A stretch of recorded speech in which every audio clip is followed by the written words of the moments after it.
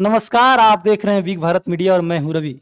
इस वक्त हाजिर हूँ देश की राजधानी दिल्ली में और हमारे साथ बातचीत करने के लिए एक बार फिर जेपीएससी अड्डा के निर्देशक हमारे स्टूडियो सेशन में आ चुके हैं बतौर गेस्ट के रूप में।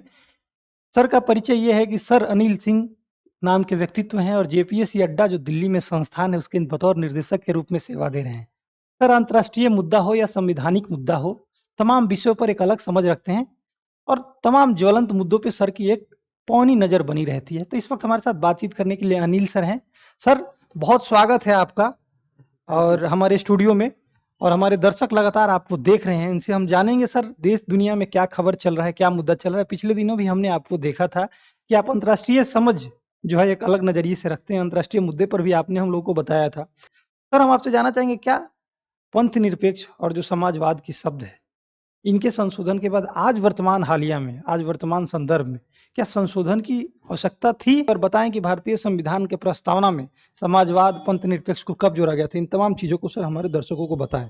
भारतीय संविधान के प्रस्तावना में पहली बार 1976 ईस्वी में 42वें संविधान संशोधन के द्वारा 3 शब्द समाजवाद, पंथ निरपेक्षता और अखंडता शब्द जोड़ा गया था।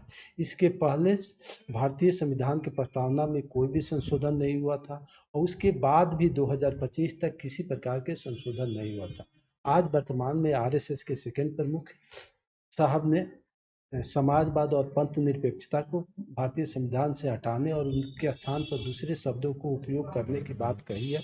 इसी कारण आज यह एक ज्वलंत मुद्दे के रूप में स्थापित हुआ है। इसी वजह से इस मुद्दे की चर्चा बहुत ही बेहतर तरीके से करना जरूरी है। इतिहास गवाह है कि जब जब विदेशियों का आक्रमण हुआ, आक्रमण के फलस्वरूप वो विदेशियों को भारतीय सामाजिक सांस्कृतिक ढांचा में मिला लिया गया, उसे कभी भी अलग दृष्टिकोण से नहीं रखा गया। मरणोत्तर काल में भी बहुत सारे आक्रमण हुए, सारे लोग भारत में मिल गए, बाद के कालों में भी आक्रमण हुआ। यानी हमारी सामाजिक सांस्कृतिक ढांचा इतनी बड़ी विचारधाराओं को स्थापित करती है कि वो सभी के बीच समन्वय स्वाभाविक रूप से स्थापित कर देती है।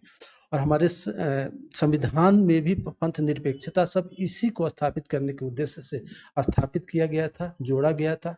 और आज का भारतीय संविधान की सामाजिक ढांचा इसी के रूप में चल रही है। इसमें संशोधन करने की अपेक्षा यदि उस विचारधारा को जन जन तक पहुंचाने, उसे विकास की रेखा के रूप में स्थापित करने और पंथ निरपेक्षता या धर्म की प्राथमिकता की जगह पर एक राष्ट्र की प्राथमिकता को रखने की कोशिश करेंगे तो एक सार्थक दृष्टिकोण के रूप में स्थापित हो जाएगा।